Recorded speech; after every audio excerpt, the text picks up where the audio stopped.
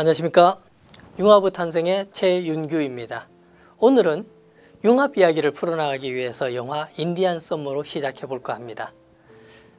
박신양과 이미연이 주연으로 나온 영화 인디안 썸머. 박신양은 변호사로 나오고요, 이미연은 죄인으로 나옵니다. 이 인디안 썸머 영화를 보다가 계속 제목에 대한 궁금증이 있었습니다. 왜 제목을 인디안 썸머라고 했을까? 인디안들은 여름이 다를까? 아시아는 여름이 다르고 미국은 여름이 다르고 그 미국의 본토 원주민들이 인디언들은 여름이 다를까? 그 생각을 했었습니다. 그런데 영화 말미에 이런 나레이션이 나왔습니다. 제가 한번 읽어보겠습니다. 겨울이 오기 전 가을의 끝에 찾아오는 여름처럼 뜨거운 날, 그것이 바로 인디안 썸머다. 모든 사람들에게 찾아오지만 그 모두가 기억하지는 못하는 시간, 다만 겨울 앞에서 다시 한번 뜨거운 여름이 찾아와 주길 소망하는 사람만이 신이 선물한 짧은 기적 인디안 썸머를 기억한다. 이게 영화의 끝에 나옵니다. 그 나레이션을 듣다가 이렇게 생각했습니다. 아, 인디안 썸머는 누구에게나 다 오는 거구나. 그러나 누구만 인식을 하지? 나레이션에 이렇게 되어 있죠. 소망하는 사람만이 인디안 썸머를 기억한다. 바로 그렇습니다. 융합형 인재, 상상력 인재, 창의성 인재는 누구에게나 다 찾아오지만 소망하는 사람들만이 그것을 바라볼 수 있다는 사실입니다. 제가 예를 들어 드리겠습니다. 전라도 어느 지역에 주겸 장수가 있었습니다. 소금이지요. 대나무 안에 소금을 넣어서 대나무를 태워서 만든 소금, 그게 바로 주겸입니다. 이 주겸 장수가 장사를 하러 다니는데 장사가 안 되는 거예요. 계속해서 적자가 나고 소금은 쌓여 있고, 그렇게 해서 이 주겸 장수는 이제 장사를 정리해야 되겠다. 도저히 이제 사업을 그만 못하겠다.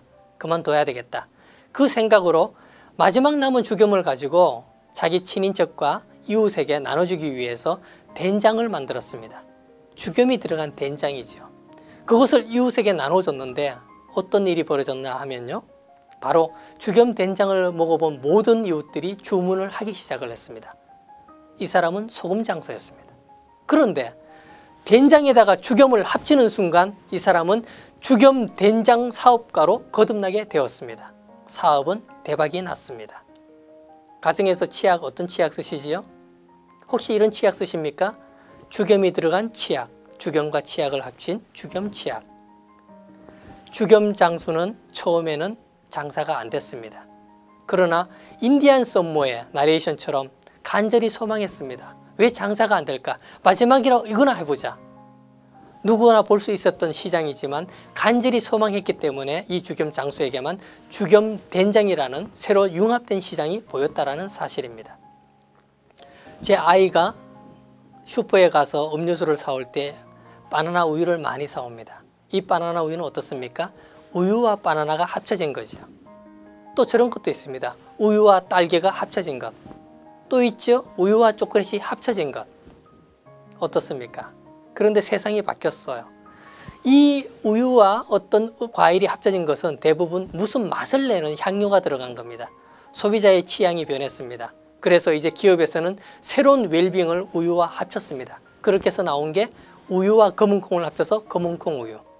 그 모습을 보고 두유회사에서 따라했습니다. 두유회사에서 반격을 시작을 한 거죠. 두유에도 합쳐보자. 두유와 검은콩을 합쳐서 검은콩 두유, 두유와 검은깨를 합쳐서 검은깨 두유, 두유와 잣을 합쳐서 잣두유. 어떻습니까? 쉽죠?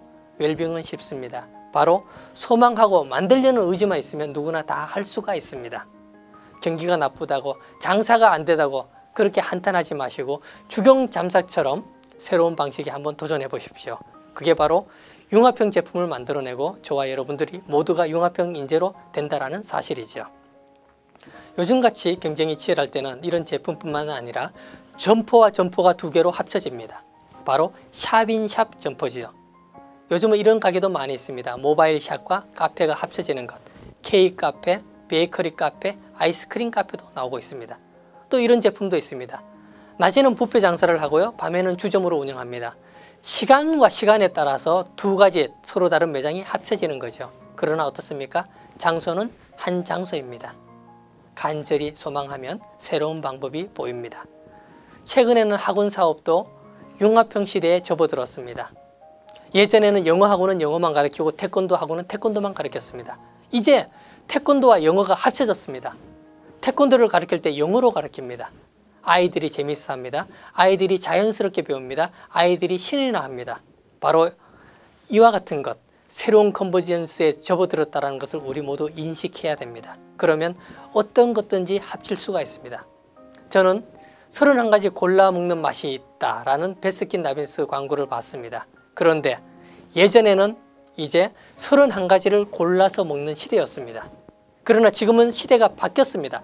31가지를 한 곳에 담아서 한 번에 맛보는 것, 그게 바로 융합형 시대입니다. 세상은 바뀝니다. 그 시대를 저와 여러분이 다 같이 준비해 나갔으면 좋겠습니다. 감사합니다.